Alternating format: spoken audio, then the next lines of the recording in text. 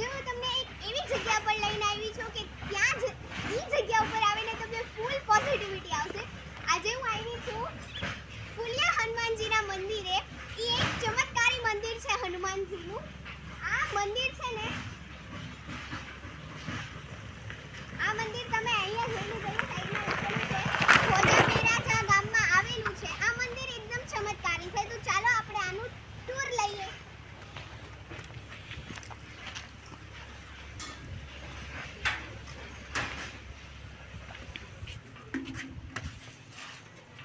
આપણે મંદિરની અંદર આવી ગયા છે. તો ચાલો તમને હનુમાનજીના અને મહાદેવજીના દર્શન કરાવીએ.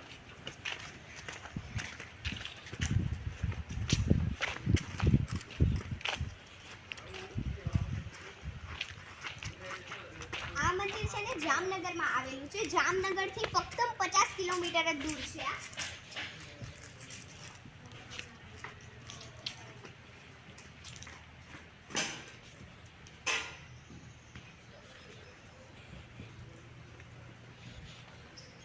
આજે છે ને આ મંદિર છે,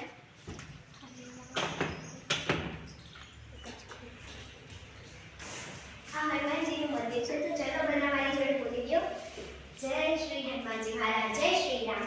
જો પહેલા તમે અહીંયા તમારે છે ને જાતે શ્રીફળ લઈને અહીંયા આવવાનું હોય. પછી અહીંયા સામે હનુમાન ચાલીસા છે, અહીંયા બેસીને એનો પાઠ કરવાનો અને જરાક એવી 2-3 મિનિટ હાટું આરતી કરી લેવાની હનુમાનજીની.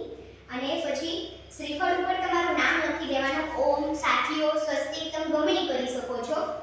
આવી રીતે કરીને પછી તમારે છે ને ભગવાનની સામે આંખો બંધ કરી આવી રીતે હાથમાં નારિયેળ લઈને વિશ માંગી લેવાની. વિશ માંગ્યા પછી ઈ તો હું નહીં કહું, ચાલ આપણે બહાર જઈને જોઈએ લાઈવ એક્ઝામ્પલ.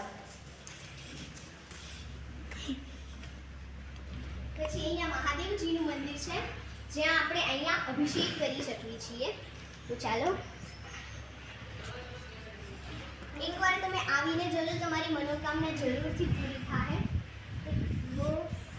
બહુ સરસ જગ્યા છે. આ જામનગરથી ફક્ત 50 કિલોમીટર દૂર જ આવેલું છે.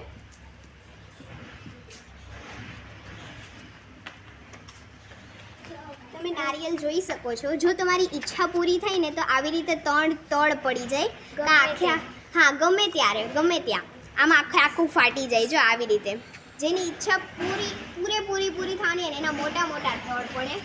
આમાંય તળ પડે. આ બધામાં તળ પડેલી છે, તમે જોઈ શકો છો. એકદમ લાઈવ એક્ઝામ્પલ છે.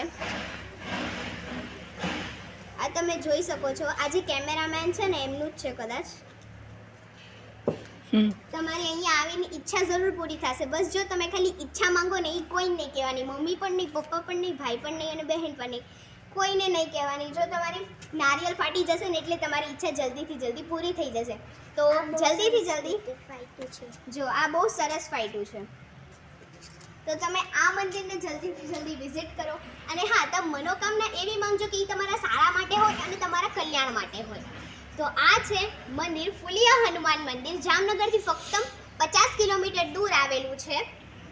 તમે લોકોએ બહાર તો જોયું જ હશે કયા ગામમાં છે. તો મારા તરફથી બધાને જય શ્રી રામ અને જય શ્રી હનુમાનજી મહારાજ. બાય બાય જોવા માટે.